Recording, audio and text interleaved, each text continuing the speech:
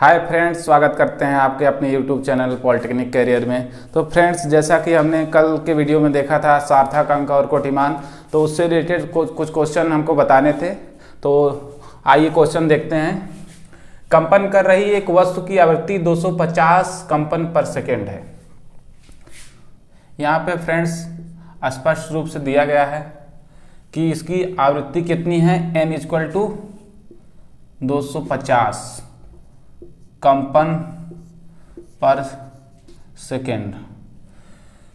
वस्तु के आवर्तकाल का कोटिमान हमको ज्ञात करना है। फ्रेंड्स, आपको ये फार्मूला पता होगा, T = 1/n। T आवर्तकाल है, n फ्रिक्वेंसी है। तो इस फार्मूले पे हम रखेंगे तो T = 1/250, ये हो जाएगा 0.004। इसको लिख सकते हैं आगे फ्रेंड्स,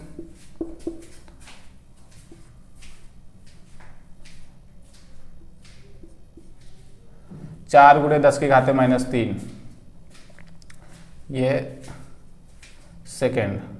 अब आगे देख सकते हैं, इसमें कोटिमान अगर निकालना है तो ये 4 > 3.16। तो इसमें क्या होगा, हमने कल बताया था, उसमें एक घात ऐड हो जाएगी, तो 10⁻³ और 10⁻⁻1, तो ये हो जाएगा 10⁻²। तो फ्रेंड्स, इसका कोटिमान आपको पता हो गया, ये हो जाएगा 10⁻²। ये इसका बहुत सिंपल है, आप इसको आसानी से कर सकते हैं। ये हाई स्कूल की बुक में दिया गया है, आसानी से आप देख सकते हैं इसको। ये इसमें कुछ ज़्यादा है नहीं।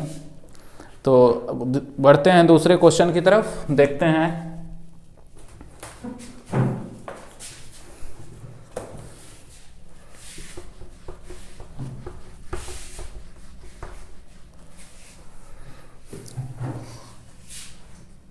फ्रेंड्स, दूसरा क्वेश्चन है, एक आयताकार तख्ते की लंबाई 1.4 मीटर है। लंबाई दिया है 1.4 मीटर और इसकी चौड़ाई दिया है 84 सेंटीमीटर। इसको मीटर में कन्वर्ट करेंगे तो 0.84 मीटर हो जाएगा। अब अगर इसको क्षेत्रफल बोला है तो क्षेत्रफल के लिए A = L × B।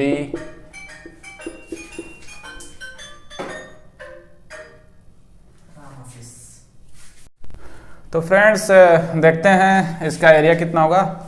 A = L × B, तो यहाँ पे वैल्यू पुटअप करेंगे 0.84। ये कैलकुलेशन करेंगे इसका तो अब आएगा 1.17। आगे जो 6 आएगा आप कैलकुलेट कर सकते हैं, और उसके बाद आ जाएगा ये मीटर स्क्वायर में। अब फ्रेंड्स, इसमें आप देख रहे हैं, ये इसमें 2 सार्थक अंक हैं, इसमें भी 2 सार्थक अंक हैं। तो ये जो हमारा होगा, इसमें भी हम 2 ही सार्थक अंक लिख सकते हैं। तो इसके नियरेस्ट जो वैल्यू होगी 1.2 मीटर स्क्वायर, यही हो सकती है। इस जो लंबाई और चौड़ाई में मिनिमम सार्थक अंक जो होगा, उसी को हम लास्ट में उसका आंसर में उतना ही सार्थक अंक तक डिनोट करेंगे। तो ये 1.2 मीटर स्क्वायर, ये इसका एरिया हो जाएगा। तो ये छोटा सा 2 क्वेश्चन था, सार्थक अंक और कोटिमान। बाकी आप हाई स्कूल की जो बुक है उसमें से प्रैक्टिस करिए, 9th क्लास में भी दिया गया है। तो इस टॉपिक को आप यहीं ख़त्म करते हैं। तो स्टार्ट करते हैं आज से एक नया चैप्टर, इक्वेशन ऑफ मोशन। तो बने रहिएगा पूरे वीडियो में। अगर अगर कोई नया हो, पॉलिटेक्निक की तैयारी करना चाह रहा है और सिलेक्शन लेना चाह रहा है, तो चैनल पे जुड़े और इस चैनल का जो भी पढ़ाया जा रहा है उसका फ़ायदा ले, क्योंकि इस टाइप का चैनल आपको भी पॉलिटेक्निक का अभी कोई यूट्यूब चैनल आपको मिलेगा नहीं। आप एक बार विजिट करिए, फिर देखिए, आपको इस टाइप का चैनल आपको कहीं नहीं मिलेगा जिस पे पॉलिटेक्निक की तैयारी कराई जा रही है। इसलिए आपके पास एक अच्छा मौका है। तो स्टार्ट करते हैं फ्रेंड्स। इक्वेशन ऑफ मोशन में सबसे पहले देखेंगे हम, इसमें पहला टॉपिक आप ले रहे एवरेज स्पीड, औसत गति। औसत गति में फ्रेंड्स ये हो जाएगा चली गई कुल दूरी, ये उसके अपान हो जाएगा टोटल समय, कुल समय।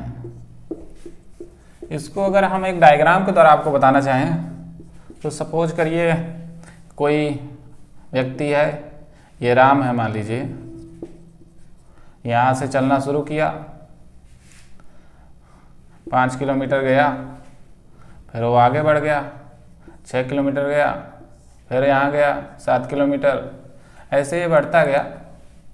तो इस तरह से देख रहे हैं, मान लीजिए यहाँ भी 6 किलोमीटर, फिर यहाँ, तो आप देख रहे हैं इसमें अलग अलग डिस्टेंस तय किया, यहाँ 5 है, 6 है, 7 है, फिर 6। तो अब सपोज फिर यहाँ से वो घूमते घूमते आके स्टार्टिंग पॉइंट पे चला आया।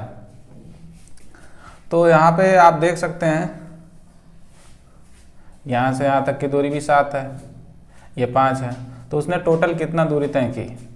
स्टार्टिंग में 5 है, फिर यहाँ गया ऊपर 6 है, फिर यहाँ पे 7 है, फिर यहाँ पे 6, फिर यहाँ से यहाँ तक दूरी आई 7, फिर यहाँ से यहाँ तक 5। यहाँ से स्टार्ट किया था इसने जर्नी, राम ने। उसके बाद ये बी पॉइंट पे सपोज पहुँचा, ये सी है, ये डी है और ये ई है। बी तक गया, बी से सी गया, सी से डी, डी से ई से फिर पुनः बी पे आ गया, बी से फिर ये सपोज कर लिए ये है तो ए पे, मतलब जहाँ से स्टार्ट किया था फिर वहीं पे आ गया। तो विस्थापन तो आप जानते हैं फ्रेंड्स, जैसे कि प्रारंभिक और अंतिम बिंदुओं के बीच की दूरी होती है, लेकिन दूरी में ऐसा नहीं होता, कुल चली गई दूरी। तो टोटल चली गई दूरी तो ये हो जाएगी। और सपोज करिए यहाँ से अगर यहाँ तक पहुँचने में इसको लगते हैं 2 मिनट, यहाँ पे 5 मिनट लगते हैं, यहाँ पे 4 मिनट लगते हैं, यहाँ भी 4, यहाँ भी 5। तो इस तरह से आप टोटल टाइम भी कैलकुलेट कर सकते हैं और उसके बाद डिवाइड कर देंगे तो एवरेज स्पीड आपकी पता चल जाएगी। यहाँ पे एवरेज स्पीड निकालने के लिए 5 और उसके बाद 6 और उसके बाद फिर आपका 5 और ये आपका ये समय हमने 4 लिया है यहाँ, ये 5, ये भी 4 है, फिर उसके बाद ये 5 है और ये 2 है। तो इस तरह से हम कैलकुलेट इसको आसानी से कर सकते हैं एवरेज स्पीड को। लेकिन अगर यहाँ पे विस्थापन देखेंगे तो विस्थापन 0 होगा। जैसे अगर कोई भी वस्तु अगर हम उछालेंगे, ऊपर गया, सपोज करिए एच ऊंचाई तक ऊपर गया, लेकिन एच ऊंचाई जाने के बाद अगर पुनः वो जहाँ गया वहीं पे फिर आके गिर जाएगा, ऊपर जाएगा तो एच ऊंचाई, फिर उतना ही नीचे आएगा वो भी एच ऊंचाई, तो डिस्टेंस तो टोटल 2h हो जाएगी, लेकिन विस्थापन 0 हो जाएगा, क्योंकि जहाँ पे वो गया फिर वहीं पे आके वापस चला आया। तो अंतिम और प्रारंभिक दोनों स्थितियाँ सेम हैं। जैसे यहाँ पे देख रहे हैं आप, स्टार्ट तो यहीं से किया था और लास्ट पॉइंट भी यहीं है। तो इस तरह से विस्थापन 0 हो जाएगा, लेकिन जो दूरी है वो 0 नहीं हो सकती। तो वहाँ इसी कॉन्सेप्ट पे हम एवरेज स्पीड निकाल सकते हैं। तो विस्थापन यहाँ पे 0 हो जाए, तो ये एवरेज स्पीड निकालने का ये फार्मूला आगे हम यूज करेंगे।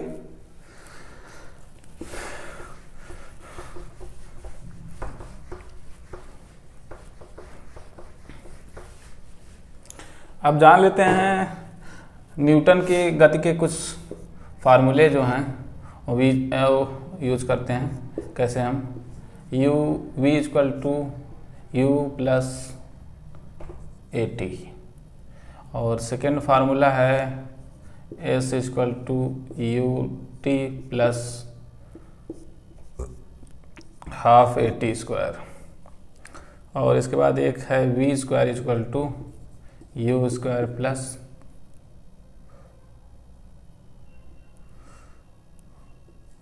To A S.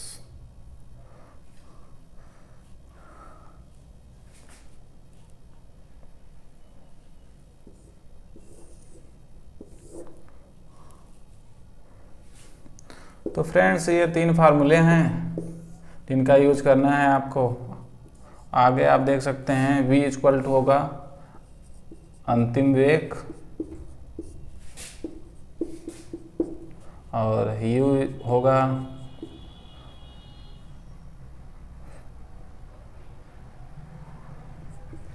प्रारंभिक वेग और ये u है और a बराबर होगा ये त्वरण है।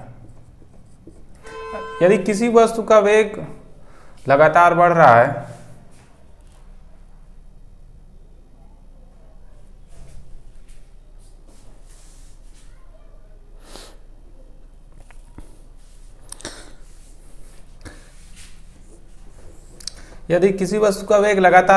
है जैसे कोई वस्तु है पहले 2 किलोमीटर है, फिर 3 हो गई, फिर ऐसे 4 हो गई, 5 लगातार बढ़ रहा है, तो वहाँ पे जो एक्सीलरेशन होगा अर्थात त्वरण वो पॉजिटिव होगा। लेकिन जैसे ही कोई वस्तु है उसका वेग 4 था, 3 हुआ, 2 हुआ, करता ही जा रहा है, माइनस में चला खत्म हो जाएगा, तो उस तरह से वो एक तरह से वो मंदन हो रहा है, उसमें निगेटिव त्वरण हो रहा है। और जब ये उसकी वेलोसिटी कम होते कहते माइनस में, जैसे कोई गाड़ी है अचानक चल रही है, अचानक रोक दिया तो वहाँ पे भी मंदन हो सकता है। तो ये है आपका सीन। आगे दिखाते हैं आपको, आगे देखते हैं हम। यस क्या है, यस चली गई दूरी है और टी आपका टाइम है। बाकी इतनी प्रॉपर्टीज इसमें है, तो आगे हम इस पे कुछ क्वेश्चंस देखेंगे। अभी के लिए बस इसमें इतना ही। फ्रेंड्स कुछ क्वेश्चंस देख लेते हैं। आज का जो टॉपिक हुआ है उस पे क्वेश्चन हम आप देखते हैं 2020 में आया हुआ है क्वेश्चन है, बहुत इंपॉर्टेंट क्वेश्चन है और ये थोड़ा सा जो लेवल है उसका अच्छा है, इसलिए हम इस क्वेश्चन को करा रहे हैं। 2020 में आया भी है। तो एक कार विरामावस्था से नियत दर अल्फा से कुछ समय के लिए त्वरित हो जाती है। तो इसमें आप देख सकते हैं अल्फा दर, तो ये जो इसका एक्सीलरेशन है अल्फा है, कुछ समय के लिए त्वरित हो रही है। इसके बाद कार नियत दर b से मंदित, जब त्वरित हो रही है एक्सीलरेशन जो होगा वो प्लस में रहेगा और मंदन का मतलब है वो उसका स्पीड लगातार कम हो रहा है, मतलब यहाँ से स्पीड इसकी स्लो होना कम हो गई। ये कार है, यहाँ A से स्टार्ट किया इसने, फिर B तक पहुँची तो स्पीड बढ़ी, लेकिन अब B से जैसे ही ये C पे आ रही है तो यहाँ से इसकी स्पीड कम होना शुरू हुई और लास्ट में यहाँ तक आते आते ये स्पीड इसकी 0 हो गई और ये काम यहाँ तक आते आते विरामावस्था हो गया। लेकिन आप देख रहे हैं यहाँ जब वो पहुँच रही है तो उसकी स्पीड है v मैक्सिमम, इसके बाद ये कम होना शुरू हुई है और टोटल यहाँ से यहाँ तक पहुँचने में टोटल t टाइम लग रहा है आपका। और अगर हम 2 पार्ट में डिवाइड करना चाहें तो A से B तक पहुँचने में उसको सपोज करेंगे हम t1 समय लगा। अगर यहाँ से यहाँ तक का बीच का अगर देखेंगे तो हम या टोटल अगर t माने हैं तो t में से ये t1 अगर घटा देंगे तो यहाँ से हो जाएगा t में से t1 घटा देंगे तो यहाँ हो जाएगा t माइनस t1, यहाँ का समय t माइनस t1। तो गति के समीकरण से, पहले समीकरण से हम इसको देखते हैं। तो यहाँ पे सबसे पहले हम देख रहे हैं A से B के बीच में जो कार चल रही है अल्फा त्वरण से त्वरित हो रही है, तो v equal to u plus at। आप जानते हैं जब कोई वस्तु विरामावस्था से चलती है तो उसका जो प्रारंभिक वेग होता है 0 हो जाता है, तो u जो होगा वो 0 हो जाएगा। वो a की जगह क्या रखेंगे हम अल्फा और t की जगह t1, क्योंकि यहाँ से यहाँ तक की बीच की ही दूरी को ट्रेवल किया है। तो v मैक्सिमम बराबर हो जाएगा अल्फा इंटू t1, ये हो गया v मैक्स। अब हमको अगर t1 का मान पता चल जाए तो जो क्वेश्चन में पूछा गया है कार द्वारा प्राप्त किया गया अधिकतम वेग हमको पता चल जाएगा। अब इसके लिए हम सेकेंड जो कंडीशन है क्वेश्चन की उस पर जाते हैं और देखते हैं आगे क्या होता है।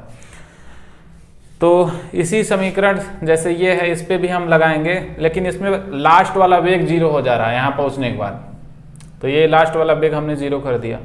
और इसका प्रारंभिक वेग क्या हो जाएगा, जो कार यहाँ से कम होना शुरू हुआ इसका वेग, तो इसका प्रारंभिक वेग ये यहाँ इसका मैक्सिमम वेग हो जाएगा, तो ये अल्फा t1 हो जाएगा। माइनस इसलिए करते हैं क्योंकि वो कार का जो वेग है वो माइनस में होता, कार का जो त्वरण है धीरे धीरे वो घट रहा है, तो मतलब ये मंदन में हमेशा माइनस का यूज करेंगे क्योंकि वो ऋणात्मक होता है। तो बीटा और यहाँ से यहाँ का बीच का जो समय है t माइनस t1, तो इसको अगर हम कैलकुलेट करेंगे आगे तो हमको यहाँ से t1 की वैल्यू मिल जाएगी। t1 की वैल्यू जब मिल जाएगी beta into T upon alpha plus beta, तो यहाँ पे t1 की वैल्यू हम पुटअप कर देंगे v मैक्सिमम में, तो v maximum equal to alpha into beta upon alpha into beta into T. तो इस तरह से हम देखते हैं फ्रेंड्स, ये आपका ऑप्शन जो 3 नंबर है वो सही हो जाएगा। तो इस टाइप का क्वेश्चन आपका एग्जाम में आया है, आप इसकी प्रैक्टिस करिए। और हम 1-2 क्वेश्चन आपके और ले रहे हैं जो 2019 में आए हैं, आपको बताने जा रहे हैं, तो उस टाइप का क्वेश्चन भी आप करते रहिए। जो एग्जाम में आया उस टाइप का, उस लेवल का ही क्वेश्चन करेंगे तभी आपका फायदा होगा, क्योंकि पुराने समय में जो क्वेश्चन आए हैं उस टाइप का क्वेश्चन अब आ नहीं रहे हैं। इसलिए आप जो है अच्छे लेवल का क्वेश्चन भी देखिए। आगे हम जो टॉपिक है अगली क्लास में अच्छे क्वेश्चन लेके आएंगे, आपको कराएंगे। फ्रेंड्स आइए देखते हैं आगे का क्वेश्चन। ये क्वेश्चन दोनों 2019 में आए हुए हैं, तो आप लोग बहुत ध्यान से देखिएगा इसको। एक बॉल h ऊंचाई के खंभे से सिर से छोड़ी जाती है, जो जमीन तक पहुंचने में t सेकेंड का समय लेती है। t/5 सेकेंड बाद बॉल की जमीन से दूरी। तो आप सबसे पहले एक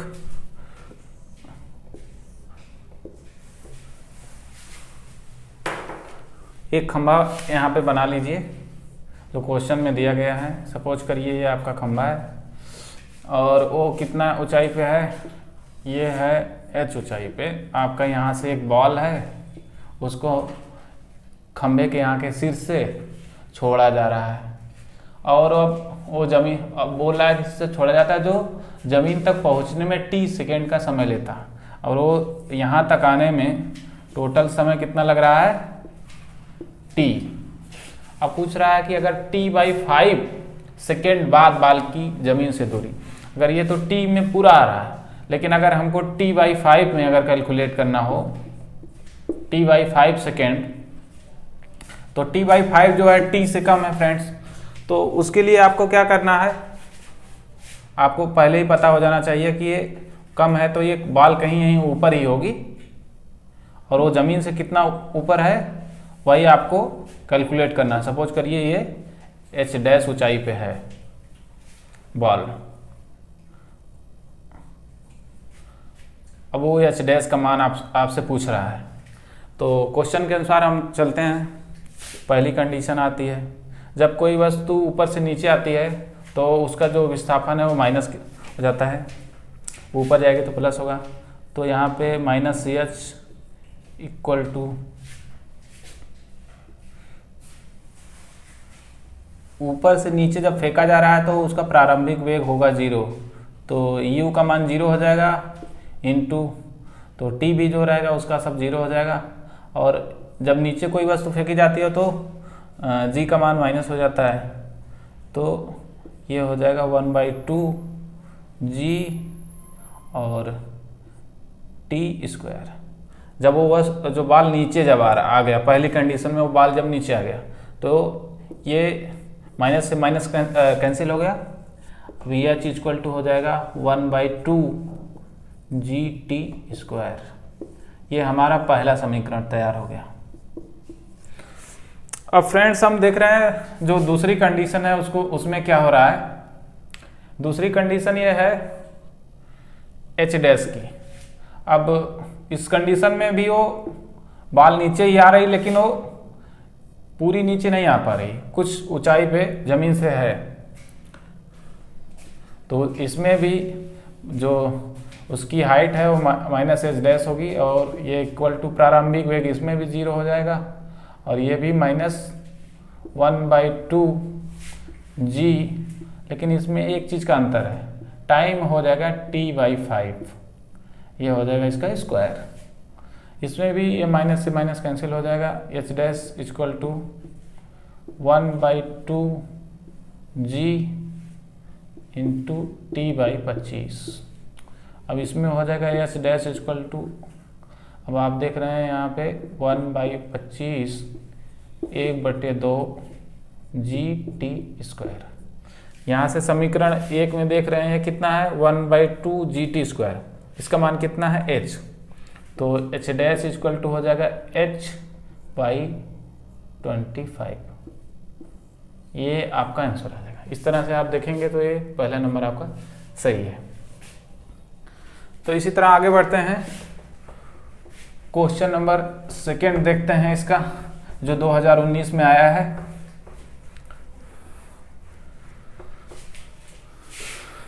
ये सब क्वेश्चन एग्जाम में आए हैं, इसलिए इस टाइप के क्वेश्चन आप करिए, आगे हम इस टाइप के क्वेश्चन और कराएंगे। तो यहाँ पे देखते हैं फ्रेंड्स, एक पत्थर 20 मीटर की ऊंचाई से गिराया जाता है।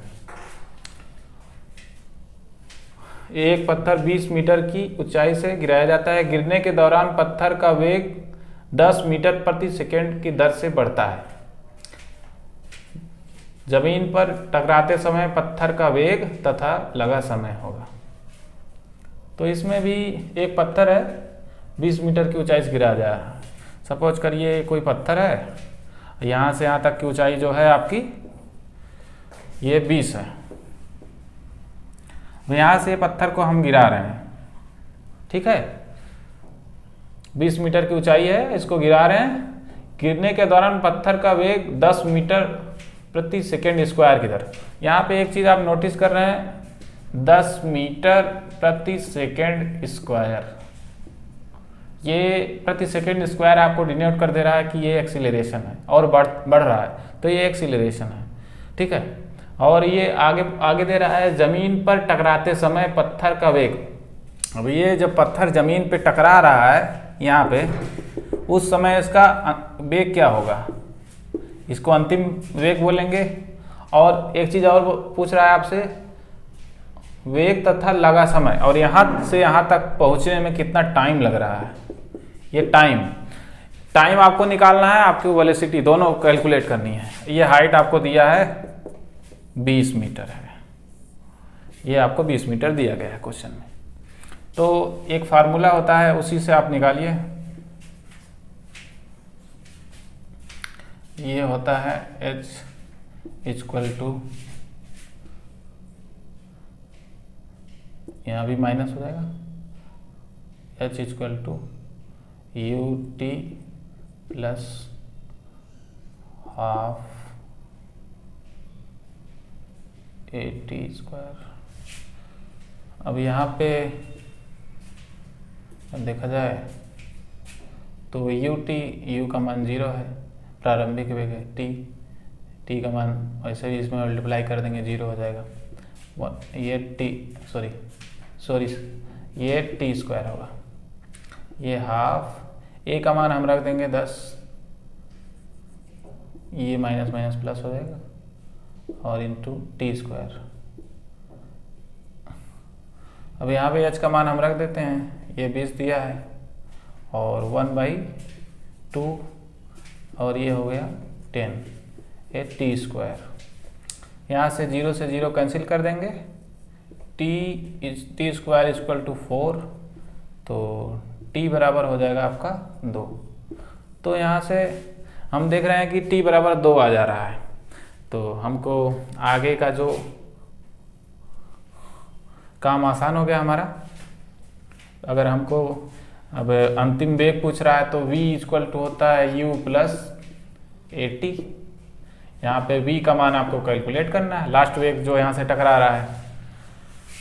तो उसके लिए सबसे पहले आप क्या करेंगे, u का मान तो आपको पता है, विरामावस्था से कोई यहाँ से चीज़ अगर नीचे फेंक रहे हैं तो u का मान 0 हो जाएगा, और a का मान आपका 10 है, और t का मान पहले से हमने कैलकुलेट कर लिया है 2, तो ये 10 × 2, ये हो जाएगा 20 मीटर पर सेकेंड, ये अंतिम वेग होगा। तो v का मान हो जाएगा 20 मीटर पर सेकेंड और t का मान 2। तो इस तरह से छोटे छोटे क्वेश्चंस आते हैं फ्रेंड्स, जो आपको प्रैक्टिस करने की ज़रूरत है। तो आप लोग इसका विशेष ध्यान रखिए और आगे हम इस टाइप के क्वेश्चन और कराएंगे। आप लोग तैयारी करते रहिए और जो भी डाउट हो आप पूछते रहिए, कमेंट करिए। आप लोग जो भी आपका डाउट होगा हम उसको क्लियर करेंगे।